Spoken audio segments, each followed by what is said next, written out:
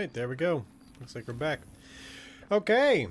Happy New Year, everybody. This is the Resolute Cartographer. It is Friday, January the 5th, 2024 at 6 p.m. Central Time, and here we are in Vernon Square in Fallout 3.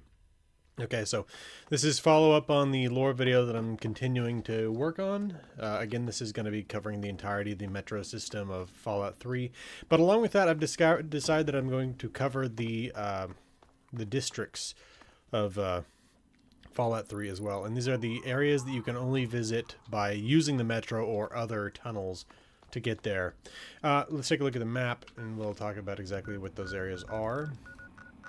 And I've been working on this for a while now. I don't know if I had made this decision by this point last time. So let's just cover what the districts are. Up here you have Chevy Chase, you've got DuPont Circle. I feel like I remember talking about this a little bit last time. Vernon Square, Tacoma Park, Pennsylvania Avenue, the Mall, Seward Square, L'Enfant Plaza. You have the Arlington National Cemetery, you have Falls Church, and you have the Mason District. I'm not just going to show you how to get to these areas, I'm also going to detail specifics about these areas. Like, for example, here in Vernon Square, I'm going to tell you what buildings are here, like the Statesman Hotel there, what you can find inside in terms of enemies, and along with that, what you can find inside in terms of collectibles. And I'll even show you where those collectibles are within the structures. So I'll be like, okay, if you find your way here to the Vernon District, and I show you how to get there, you can go to these other places and you can find these specific items here that you're looking for. Now, along with that, I'm going to talk about the real-world history of some of these places, and along with that, the real-world DC Metro to an extent, not too much. I'll give you some of the basics about the history of the Metro, when it was when they started building it, stuff like that. And I'll also show you where these districts are in the real world. For example, while Chevy Chase is right up here, just at the north end of the DC ruins in Fallout 3, the real Chevy Chase is somewhere up here. It's actually closer to Bethesda, Maryland. Tacoma Park is also something like up here. I'm not entirely sure why they decided to have them so close to downtown DC, but they did. Same thing with Falls Church is actually somewhere off to the west. And then the Mason District, as far as I can tell, isn't a real location, but I have found a Mason District Park, and that's somewhere southwest of DC. I've got all these on a map, overlaying the location. Some of them are fairly small. Georgetown is one of the larger districts, DuPont Circle, but like Vernon Square, which I think is based on the real-world Mount Vernon Square, is very small. Seward Square, which is not right on the eastern side of the United States Capitol, is also quite small. L'Enfant Plaza is actually like basically just below the mall to the south and right pretty close to the water, so it should be somewhere over here. It's not really. So yeah, again, I'm going to show you where the real world locations are, what you can find in these districts, how to get between these districts. And in fact, I have a few of those maps drawn up. Now, again, these are still fairly preliminary. These may be the ones that I go with, but I haven't quite settled on a style for these maps just yet. Let me go ahead, and I think I've got them already pulled up. Okay, well, first of all, I can show you just generally what we're looking at here in terms of DC. So I've got just a top-down map of DC here with Google Maps. I can go in and I can actually go to Layers, and I can turn on Transit, and there you can see the different metro lines here. Now, they're completely different in between Fallout 3 and the real world. Like, you've got the red line here running around like this, where in the game, the red line basically follows part of the green line here and then follows the red line up like this. The blue line is something that comes across like this. And then there's a white line, which I guess you could say is the gray line here that goes up this way, which, again, it does not in the real world. One of the craziest things I thought I saw about this is the fact that the red line actually runs as close to the White House as it does. I just considered that with there being so much built under the White House in terms of bunkers and stuff like that, it's just crazy to me that the red line can actually get that close to the White House. It just was not something that I thought that it would actually be the case. Along with that, in game, the Seward Square is again just to the east of the Capitol building, but if that were the case, And in the real world, the Seward Square is, I think it's one of these two down here. I can't remember off the top of my head.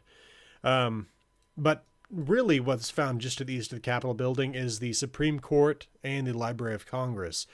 So yeah, that's not Seward Square. And again, you can see down here, L'Enfant Plaza, this metro system down here. Hey, Evelyn Chrissy, good to see you. Hope you had a good break at the end of the year there. So again, we got the mall here. We talked about that before. Pennsylvania Avenue. Of course, it goes to the Capitol here, but it goes, sorry, in between the White House and the Capitol is Pennsylvania Avenue. And actually also you can see it extending beyond it. But this is the section of Pennsylvania Avenue that we get in the game, which is east of the White House, down towards the Capitol, but it does not connect to the Capitol area. Why don't I open up, I've got, is that, yes, okay. So I can show you some of the basic maps I'm looking at here. Okay, so this is just a general outline of the DC area. Anything in black is generally inaccessible from the outside. Green is water, just because the color of the water in Fallout 3, and the beige is the wasteland. You can see the different districts there. Mentioned them before. Now if we go here, you can see exterior tunnels that connect from exterior to exterior. These do not go into any of the districts.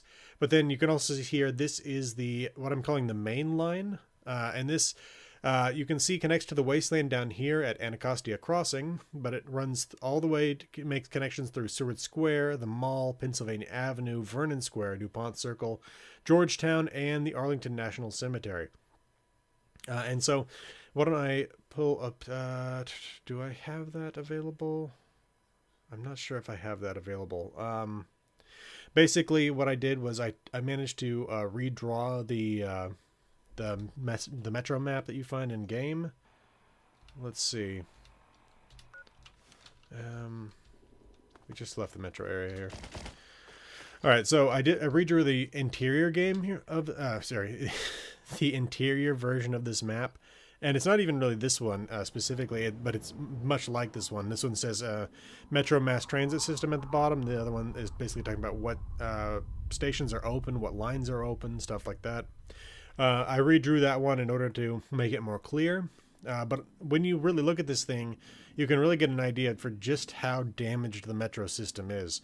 Because again, if you look here at the southern end of the red line, you have Anacostia Crossing running to the Museum, Metro Central, DuPont, and then up to Tinleytown and Friendship. Now, if we go back to the map that I have drawn up here, where did it go? Did I close it? Looks like I closed it. All right. Okay. So if we go over to... Yeah, again, so this is the red line here, Anacostia Crossing, running from the wasteland. It has a point where it comes out in Seward Square, so I put the station itself somewhere here with like the walkway up here. And then there's, again, the red line then goes off to the museum station, which has two outlets in north and south within the mall. And then it goes up to Metro Central, which intersects with the white line. You could say this is from Foggy Bottom up to Freedom Street Station. But the red line then heads up to DuPont Circle. And then there's actually even a section up here from Tinleytown to Freedom that doesn't show up on this map, which should be, let me see, is it because I'm zoomed in? That's probably why. Yeah. Yeah, it just doesn't really even show up. It's like Metro Junction maybe is part of it. The problem is like Metro Junction, this 5-pointed star here doesn't show up anywhere else on that main map. It's just kind of a mess. And so it's a question of figuring out exactly what metro line is supposed to be what. But you can see here that at the very least I have settled here, these are the metro lines that connect to DuPont Circle. So you can see, and not just metro lines, but obviously this dry sewer here that runs from DuPont Circle to Vernon Square. And then there's also the back door of Galaxy News Radio, which comes out of Chevy Chase and goes into DuPont Circle here. But along with that, within DuPont Circle, and again, I'm going to go into a lot more detail when I get much more final versions of these maps. But this right here is a car tunnel, a collapsed car tunnel that has direct connections to DuPont Circle, the metro station here, which also has 2 points of access to the ground here and here. And then along with that, you have Foggy Bottom, which has access to the western tip of DuPont Circle, but then also has access, let's see if I can pull that up. which one would it be? There we go. Foggy Bottom, you can see the other end of it here in Georgetown. This is the single station Foggy Bottom. And then you have the Arlington utility line here that runs all the way over to Arlington National Cemetery. So again, I'm working on getting these things laid out, exactly what points connect to what. Right here you can see all the metro connections within Pennsylvania Avenue, and again also sewer connection right there. And my main concern now that I know where all the tunnels go, is finding out how exactly this matches the original design of the metro before everything was collapsed. Now, obviously, things like sewer don't really fall into that. But the Pennsylvania Avenue to Mall Metro line here, what metro line was this? And maybe it's simply the case that there were additional metro lines, not just the three that show up on the map back in game. Not just these three, the red, the white, and the blue, but there were perhaps additional ones. But then along with that, I'm considering the fact that some of these stations may have popped up other places. So let's go back to... Okay, here we go. So Farragut West. This is an interesting station because there is a real Farragut West metro station, but it's just to the north of the White House in the real world, whereas the White House is like somewhere right around here. So we're talking significantly north and west of there. It's even north and west of Georgetown. But this metro station connects up to the Tinleytown Friendship Network up here in Chevy Chase and in the wasteland north of it. So again, it's a question of figuring out, is maybe Farragut West the North Potomac station originally, and figuring out exactly what these stations were originally called before the war ended up collapsing half of them. And yeah. So again, Freedom Street Station doesn't show up anywhere here on any of these. Despite that fact, it's accessible both from Vernon Square and the Pennsylvania Avenue district. So that's the real question, is how do I fit the metro that's found in game with the map that's found in game, and whether or not that's even possible. And whether or not it is, I'm also drawing up the the metro map, like a map that you would use if you were just a general consumer of the metro system, to where it's one of those things where it's not to scale, it's just generally showing you the structure of it. But getting that right to where it not only shows all the stations, but indicates where those stations lead to, is something that is proving itself to be a little bit difficult. So let's see, I've got actually some that I've been trying to draw on paper to make sure that I get these things right.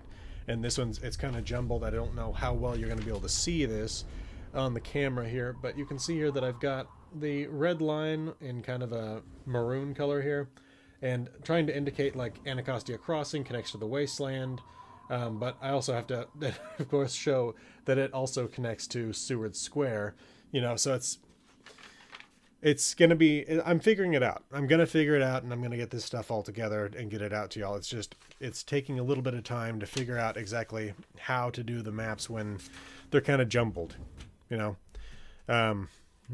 Why it is that the Anacostia Crossing is, and again, this is not representative of, I don't think this is any sort of scale. It's just the Anacostia Crossing station almost seems to be more east than south of the museum station, but I don't know. It's just a question of figuring out exactly how to represent it.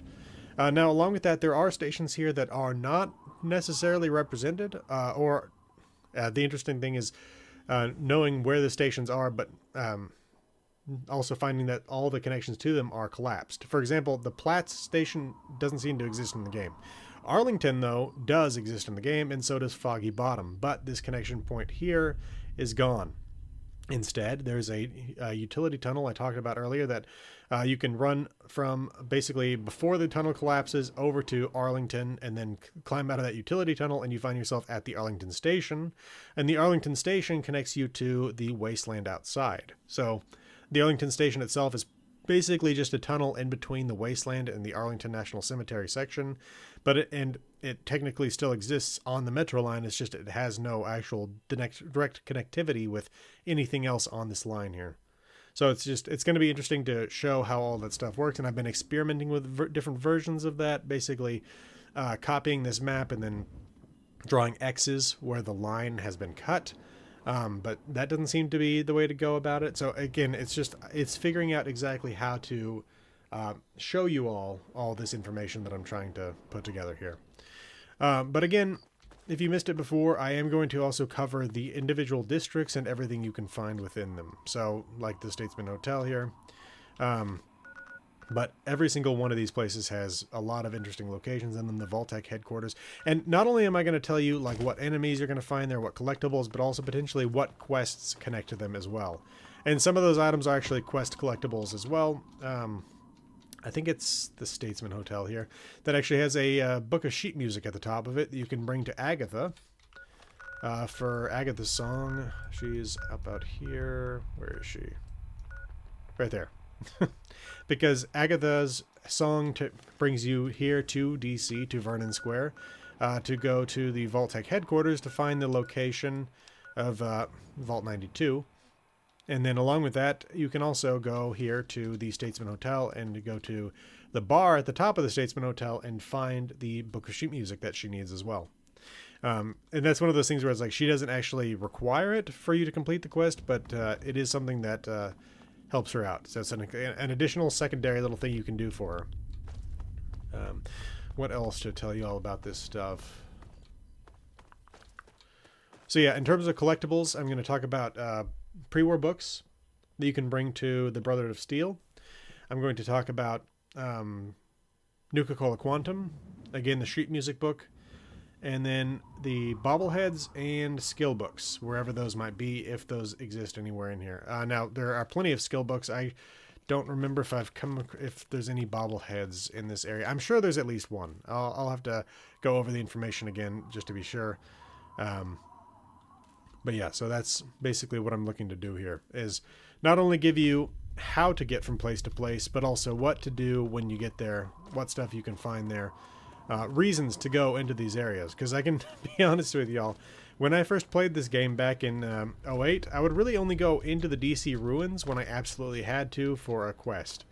Simply because, like, super mutants are such a pain to contend with that I didn't really even want to come in here. And so it's like you pass through tunnels full of feral ghouls to generally find yourself assaulted by super mutants and centaurs and things like that. And unless you have an actual reason that you know you're coming in here... Oh, killed myself. Fall damage is much stronger in this than in other Fallout games. But unless you have a specific reason to, like, there's a lot of times where you're not going to want to come down into DC. But I can tell you, with this video, reasons why you'll want to use the Metro system that I'm going to be telling you about. So, we'll see about that. Anybody have any questions about what I've talked about? Any thing they actually want specifically to see in the video? Like if they had a specific area that you found interesting that you wanted highlighted, things like that. Kind of been just doing stream of consciousness here of what I've been going through over the course of the past week since we last talked, so... Let's see. Check out this ticket booth.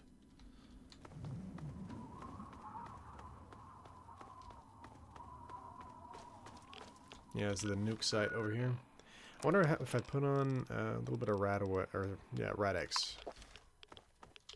Wow, it really doesn't help that much. Oh, man. So yeah, this area down here, this sewer grate, there's a collectible skill book down in here. And I'm just going to go ahead and God mode it up in here. Because this level 14 is not going to be able to deal with all this.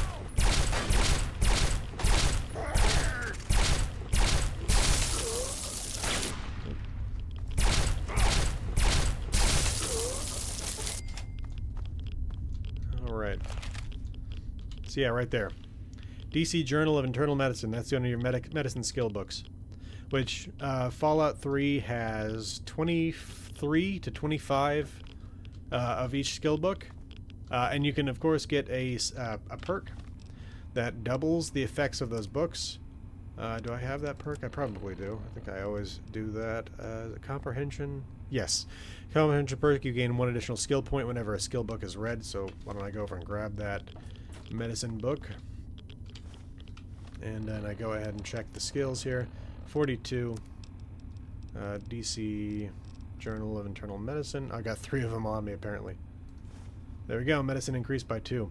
So, the funny thing about Fallout 3 is you could, through the course of the normal game, basically max everything out. If you didn't bother to extend your skills to 50 through leveling, and then basically just filled in the rest of each one of them with skill point books, which is one of those things where it can be kind of frustrating if you're trying to like bulk a specific skill when you're leveling every single time, and you have to basically stop because you've already put 50 points into that.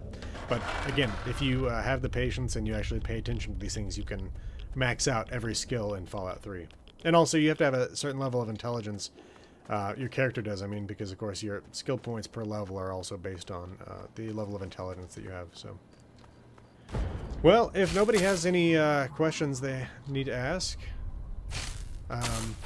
then I think I'll probably just close things out here and just tell y'all that I hope y'all have a good week. And I'm still hoping to get this video out by Friday of next week. So today's the 5th, so we're talking the 12th. I think that's the 12th. I think my math is right there, but you never know. So anyway, though, I hope you all have a good weekend, and I will see you all next time. Hopefully post-release of this Metro video, and I can then start moving on towards covering some more Fallout 76, and then we'll move on to things like, what's it called? Oh man, what is the name of that company? My brain is a little bit fried after the holidays and after having spent so much time in Fallout 3. Hallucinogen. Covering Hallucinogen in Fallout 4, and then also their connections to Fallout 76. So, again, hope you all had a good start to your year, and I will see you all next time.